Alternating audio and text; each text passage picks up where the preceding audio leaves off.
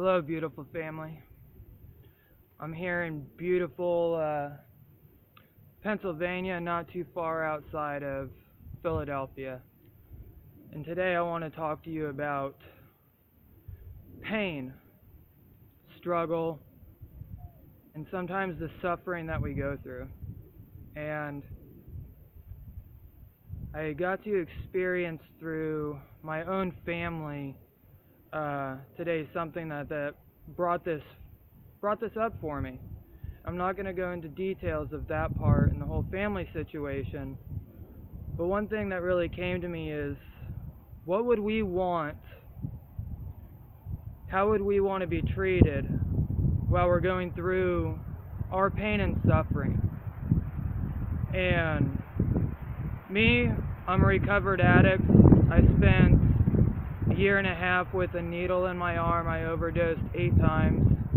I've got almost 7 years clean, and with what I experienced today, I was really able to relive that experience on both sides of the table, both sides of the fence. The person who was suffering and the person who had to experience the suffering through another person, and seeing how this person was reacted to and how they were treated. And it really brought this back to me, because I remember when I was going through coming out of the hospital, or while I was still actively using, whatever it may have been, I remember family and friends being really, really, really extremely hard on me. And why can't you just change?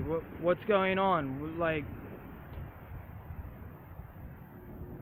And as much as I admire and I am so grateful for all of my family and all of my friends who were there for me in those times of hurt, struggle, pain, one thing that really became clear to me is not one of them treated me the way I wanted to be treated in all reality.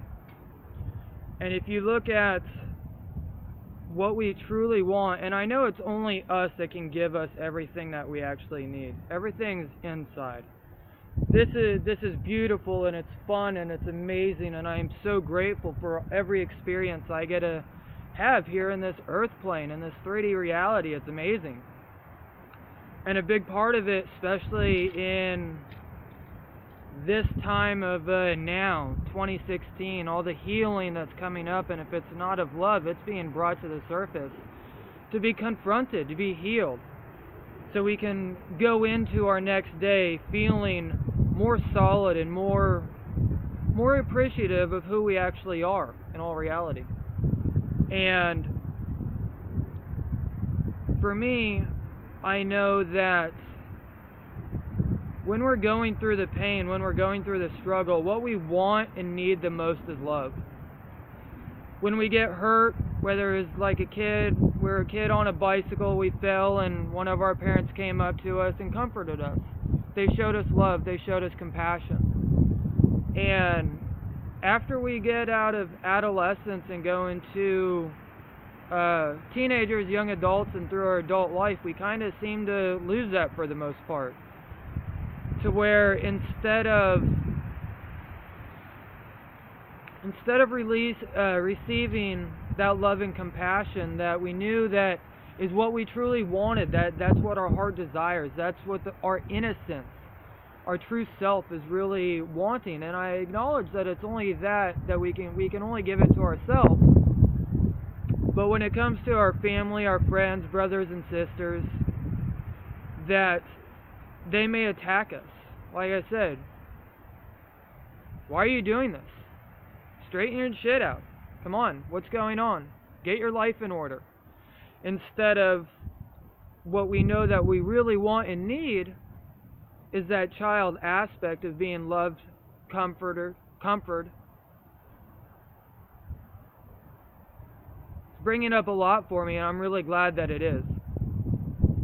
And at those times that we have family or friends going through pain, whether it be addiction, whether it be emotional, whether it's like a relationship that we're coming through, and instead of being told it's just a story that you're playing, or come on, you create your own reality, do you really want to be doing this, or anything along that line or aspect, to where we know we're not wanting to be in that pain. We know that that's not what we're wanting to be experienced. But at this exact moment of this now, the solutions or how to handle what we're going through is the absolute last thing that we want to hear. I've seen it everywhere. I've been a life coach for 4 years now, and each day I'm more and more honored by everything that I get to do when it comes to helping others. And one thing that became the clearest to me today is when we're going through the pain, when we're going through that struggle, it can be very hard to love ourselves. Actually, it's probably the hardest at that point to love ourselves. And that's when I really feel that it's our integrity, it's our authenticity, hell, it's our maturity, that we can be that love and compassion for other people that we're getting to share. And it's especially the hardest for those that we love the most. I know when I was going through my addiction, it was opiates. And at those times, I remember once, it was about 7 or 8 years ago, that I was maybe 2 or 3 weeks clean. I was still going through massive withdrawals from the opiates. I was even going through hallucinations. I wasn't sleeping. I wasn't eating. Cold sweats, all of that. And I wasn't living at my dad's house. And my sister was still living there at the time with my dad. And I showed up there. The front door was always unlocked, and that was always awesome. And I went there because I wanted to feel at home. And I wanted to feel that presence of love and the compassion from another person. And I walked inside, and I was sitting on the couch, and my sister walked in. God bless her soul, because I know how much pain I put her through. So I'm not mad at her in any way, and I'm very grateful that this experience is what happened. But when she walked in, it was like an instant sign of disgust. And she just looked at me and was like, "What are you doing here?" And it hurt that child within me, our authenticity, our essence, who we truly are, what we truly are, is that child within. The body gets bigger, but who we truly are is that 5-year-old. And it ripped me to pieces. I almost attempted another suicide that day. And one of many obviously failed ones, and I'm very grateful about that as well. And right now, with everything that's being brought to the surface, all of our pains, all of our struggles, all of those times we've been put down, all of those times that we've been made wrong, all of those times that the ones we love the most attacked us. And what I finally realized why it is this way is because we are never getting it from other people. And if it is so absolutely true to be the example that we want to see, if it really is all an inside job, then we have to set the example for that. And I totally understand going through the mourning and the grieving and your own suffering and your own pain and your own struggle, especially by seeing the ones you love the most going through whatever it is they're going through at that time. But it's become so evidently clear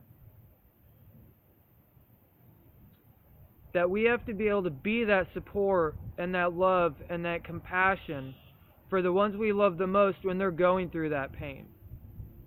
I've heard so many people bring up, if you're starting to get triggered, you're starting to get that fire inside of you that's wanting to come back and be like, no, that's not it, or whatever it may be.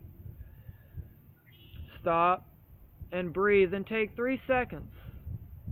3 seconds. 1, 2, 3. And really feel, what would you at that moment want to experience? Would you want to be attacked during your deepest pain? Or would you want to be cradled and cuddled like our parents once did when we were infants and little kids, the 5-year-old?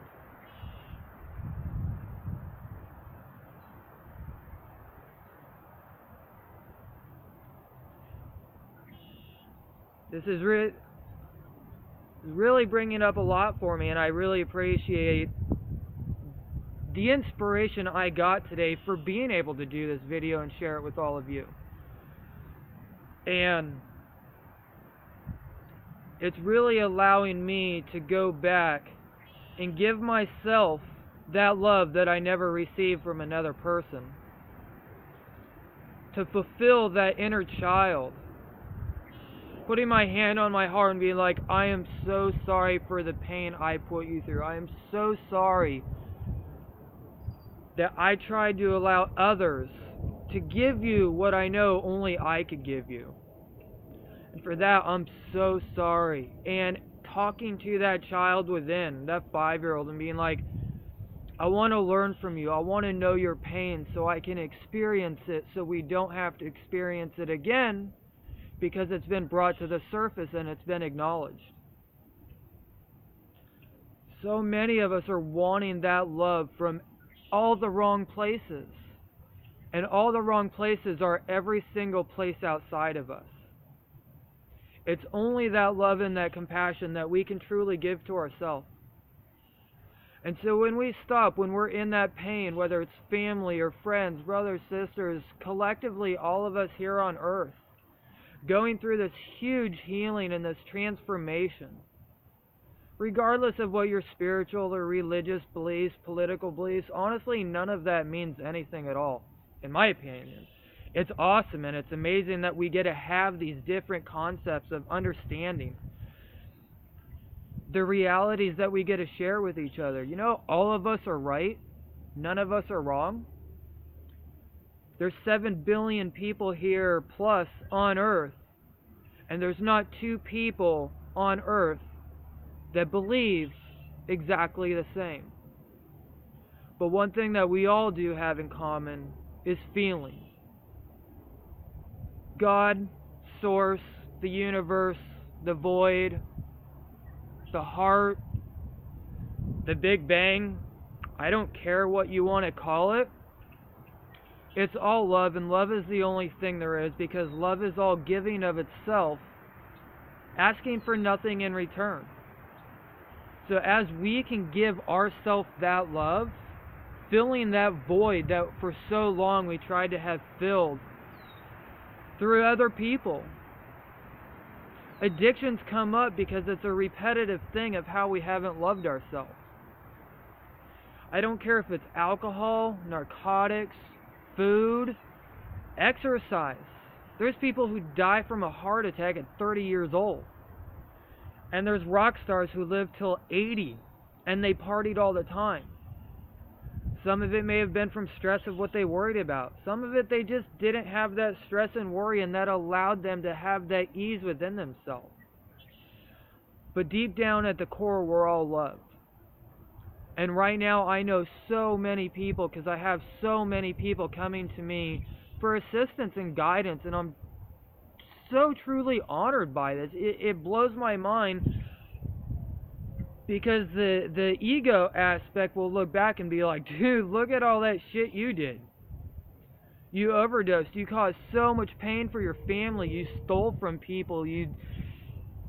So many times I could have killed other people because I was out driving around drunk and high, so high I didn't even know I was driving. And I look back on that, and I'm grateful for the experience, and I realized that I had no love for myself. I'm an amputee for almost 11 years now. Motorcycle wreck, 110 miles an hour into a guardrail. And I'm still here to talk about it.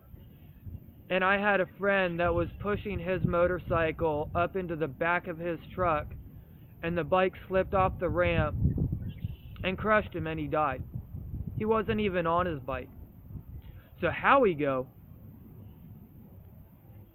or when, I really don't think that's up to us. I think we kind of made that decision before we came here physically. But really what I really want to emphasize, when you have that pain that you're going through, give yourself space. And if you're being attacked by others, either leave the situation if you can, or tell them, look you guys, I appreciate you so much, but right now I need your love, support, and compassion, not being told what I need to do different. And when it's for yourself that you're going through that pain, that struggle, that anger, where you don't know what to do, stop and tell yourself it's all right. This too shall pass.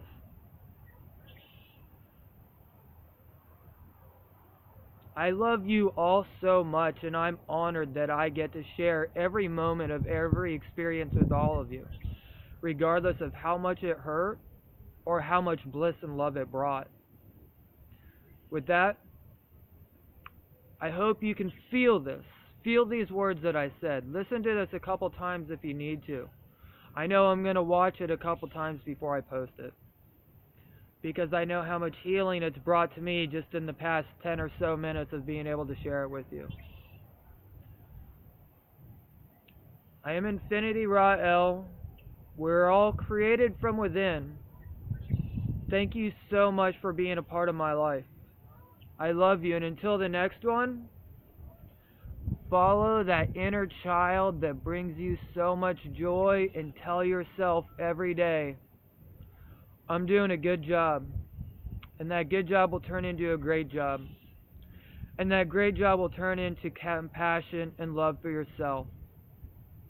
And to the best of your ability, because within every moment of right now, every moment of your life, we really are doing the best that we can.